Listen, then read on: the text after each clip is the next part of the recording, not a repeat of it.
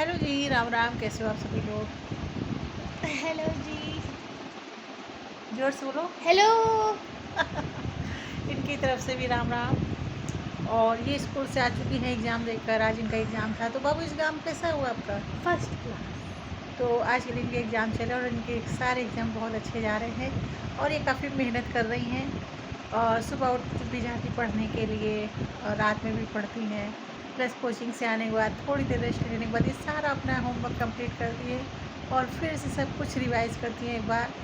तो इस बार हमें टेंशन नहीं है इनके लिए कि जब इनका रिज़ल्ट लेने जाएंगे तो हमको थोड़ी सी भी संकोच लगेगा या शर्म आएगी। तो आप लोगों के भी बच्चों के एग्ज़ाम चल रहे होंगे और आजकल का जो मौसम एकदम से चेंज हुआ है। हम लोग 2-3 दिन से तो सोच रहे थे कि अपने वूलन कपड़े रख दें, ब्लैंकेट्स वगैरह रख दें, लेकिन मौसम ने एकदम से पलटी मारी है कि फिर से हम लोगों को गर्म पानी यूज करना पड़ रहा है, रजाइयाँ ओढ़नी पड़ रही हैं। वूलन कपड़े तो नहीं पहनने हैं, लेकिन बहुत अच्छा मौसम हो गया है। और जो पापड़ बनाने की सोच रहे थे, तो ये मामला भी हम लोगों ने पोस्टपोन कर दिया है, क्योंकि पापड़ बनाएंगे बनाएंगे तो अपनी छत पर जाएंगे वो दूसरे की छत पर, और दूसरे की छत पे मेरे घर में कोई रहता नहीं बगल में, तो वो पापड़ वेस्टेज हो जाएंगे। तो मैंने सोचा अभी 2-4 दिन रुक कर बनाते हैं पापड़। तो मैंने नहीं बनाया है, और लेकिन सोच रहे हैं बनाने के लिए। बड़ा मन करता है ऐसे जब सीज़न होता है ना। तो कहते हैं फागुन का जो महीना आता है तो ऐसे सारा कुछ अच्छा अच्छा सा लगने लगता है।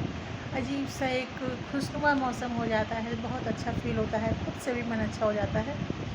तो बस सोच रहे थे पापड़ बनाने के लिए और नहीं हो पाया है। अभी बहुत भीषण हवा चल रही है, इतनी भयंकर। मेरे घर की खिड़की से जो है बाहर तक बिल्कुल रोड दिखता है। तो जो घर के बाहर जो बड़े बड़े पेड़ लगे हुए हैं, वो जब पत्ते हिलते हैं, एक जो सागौन का एक पेड़ है, उसके पत्ते बहुत बड़े होते हैं। तो जब वो पत्ते हिलते हैं या हवा से उड़ते हैं ना, तो उसके साथ इतनी धूल उड़ती है कि जिसका कोई जवाब नहीं है। और आप लोग बताइएगा कि आप लोगों ने क्या क्या बनाना शुरू किया, पापड़ बनाए या नहीं बनाए, और ऐसे मौसम में आप लोग किस तरह से एंजॉय कर रहे हैं। और होली आने वाली है और होली को आप लोग किस तरह से सेलिब्रेट करेंगे।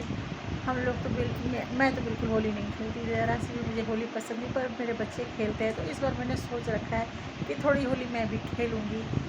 तो देखते हैं, क्योंकि होलियों में जो कलर्स आते हैं वो साइड इफेक्ट उनके होते हैं, कभी स्किन ख़राब हो जाती है, कभी कुछ हो जाता है।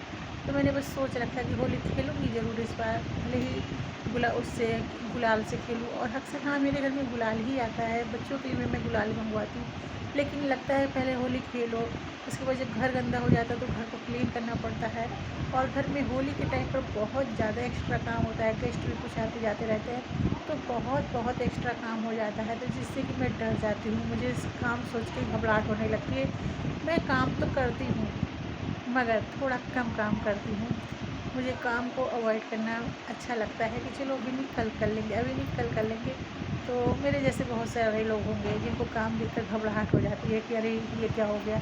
और जब हम लोग काम करने पर आते हैं तो हम लोग भूत बन जाते हैं कि फिर दिन और रात नहीं देखते, बस कंटिन्यू काम करते हैं। मैं भी ऐसे करती हूँ कंटिन्यू। जब मैं सुबह से उठती हूँ, जितने दिन ना उठूँ तो ना उठूँ, लेकिन जब उठ गई एक बार, फिर उसके बाद मैं कंटिन्यू काम करती हूँ। पूरा काम फिनिश करने के बाद ही मैं बैठती हूँ। तो ऐसे ही सब चलता रहता है लाइफ। और हम हाउस वाइफ हैं ना, कितना भी कर लें, फिर भी कहीं ना कोई नुक्स निकाल भी देता है कि ये क्या हुआ, ऐसे नहीं तो वैसे क्यों हुआ। तो बहुत सारी जो मेरी सब्सक्राइबर हैं वो मेरी बातों से एग्री करती हैं और मुझे सपोर्ट भी करती हैं। मुझे अच्छा लगता है जब कोई मुझे सपोर्ट करता है कि हाँ दीदी आपने अच्छा किया, हाँ मैम आपने अच्छा बोला। बहुत अच्छा लगता है जब आप लोगों को नए नए अप्रिशिएशन मिलते हैं।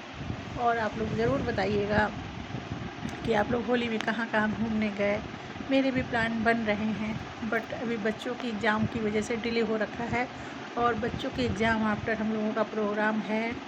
देखते हैं कहाँ जाते हैं और कहाँ नहीं जा पाते, क्योंकि जब गर्मी हो जाती है ना तो मुझे अपने घर जैसा कंफर्ट जोन बाहर भी चाहिए होता है, जो कि मेरे हस्बैंड मैनेज कर देते हैं। तो अच्छा लगता है कि जब आपकी कोई केयर करता है, आपकी कोई देखभाल करता है, कोई आपके लिए आपसे ज़्यादा सोचता है और आपकी अच्छे से केयर करता है, तो अच्छा लगता है। और हाँ, कभी कभी हम दोनों झगड़ा भी करते हैं। हम लोग झगड़ा भी करते हैं और काफ़ी बड़े झगड़े हो जाते हैं हम लोगों के। तो जब हम लोगों के झगड़े बड़े हो जाते हैं ना, तो मन करता है कि 2-4-10 दिन तो उनसे बात ही ना करो। लेकिन फिर कहते हैं ना, जो फैमिली लाइफ है और जो हस्बैंड वाइफ की लाइफ है, एक दूसरे के बगैर चल ही नहीं सकती है। तो हम दोनों ही एक दूसरे के पूरक हैं, और सभी हस्बैंड वाइफ एक दूसरे के पूरक होते हैं, और एक दूसरे की हैबिट हो जाती है लड़ाइयों की, झगड़े की, उनके गुस्से की, उनके इमोशंस की। तो लाइफ ऐसे ही चलती रहती है, और ऐसे ही चलनी चाहिए सभी की लाइफ। बोरिंग नहीं होनी चाहिए, लड़ते रहिए, मस्त रहिए, साथ में रहिए, लड़ाई झगड़ा करो, साथ में रहो, मस्त रहो। बट अपना घर हमेशा ध्यान में रखो कि आपके बच्चे हैं, और हमेशा लड़ो। आजकल बहुत से ऐसे केसेस हो रहे हैं कि लोग लड़ाई झगड़े में अपनी अपनी जान दे देते हैं। यार, जान तो एक ही बार मतलब ज़िंदगी एक ही बार मिलती है, तो जान क्यों दे देना। जान कभी नहीं देनी चाहिए। कितनी भी बड़ी मुसीबत आए, कितना भी कुछ हो जाए, आप अपनी लाइफ से हार जाओ, बट आप अपनी जान देने की कभी मत सोचना।